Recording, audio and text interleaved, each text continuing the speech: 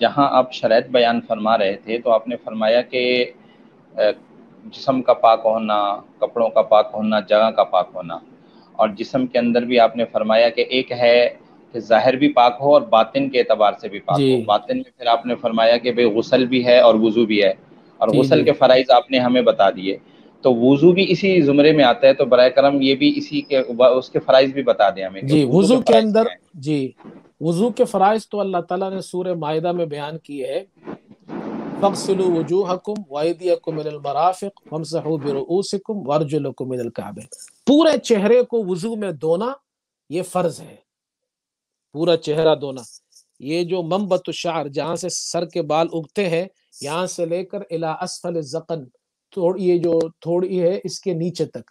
ایک کان کی لو سے لے کر دوسرے کان تک، اس حصے کو دھونا یہ فرض ہے۔ اسی طرح ہاتھوں کا دھونا،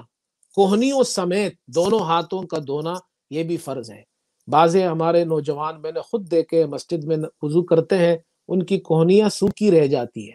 تو یہ دیکھیں اتنی محنت کرتے ہیں لوگ، اپنا کام اپنی جاب چھوڑ کر بریک میں نماز کے لیے آتے ہیں، دور، ہمارے یہاں تو برطانیہ میں لوگ دور دور سے نماز کے لیے آتے ہیں، بیچارے اتنی محنت کرتے ہیں، شوق سے آتے ہیں، لیکن مسئلہ نہیں معلوم ہوتا، کونی سوکھی رہ جاتی ہے، ان کا وضو ہی نہیں ہوتا، تو پھر نماز ہی نہیں ہوگی، تو یہ فرض ہے۔ تیسری چیز، سر کا مسح کرنا، چوتھائی 1/4 آف دا ہیڈ، چوتھائی سر کا مسح کرنا یہ فرض ہے۔ مسح کا معنی یہ ہاتھ گیلے کرے، اور سنت طریقہ یہ ہے کہ دونوں ہاتھوں کو گیلا کرے، اور پھر یہ جو گیلے ہاتھ ہے یہ سر پر اس طرح پھیر دے، اس طرح، اور پھر یہ جو انگلی ہے یہ کان کے لیے اندر کے لیے، اور یہ انگوٹھا اوپر کے لیے، تو یہ سر کا مسح کرے، یہ چوتھائی سر کا مسح کرنا یہ فرض ہے۔ پاؤں دھونا ٹخنوں سمیت یہ بھی فرض ہے، دونوں پاؤں، انگلیوں میں خلال کیا جائے اچھی طریقے سے تاکہ پاؤں پورے دھل جائے، احتیاط کرے کوئی حصہ اس میں سے چوٹ نہ جائے۔ بہتر یہ ہے مسلمان کو جب ہاتھ دھوئے تو یہ جو کوہنی ہے اس سے تھوڑا سا اوپر تک دھو لے،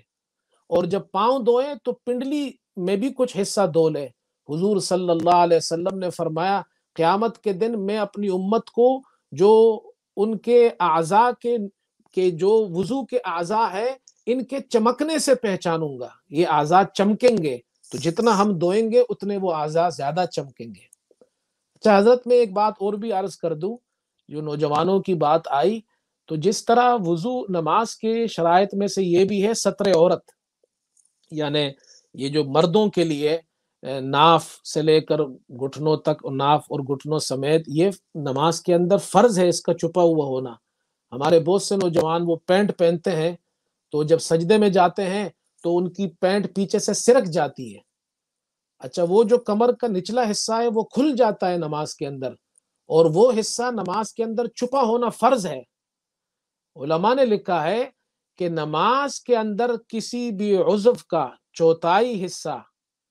وہ اتنی دیر کے لیے کھل جائے،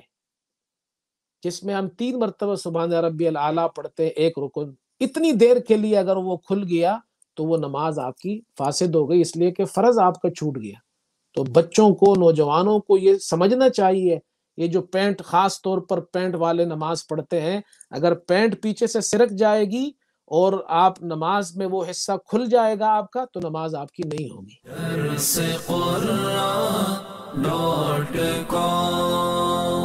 www.darsequran.com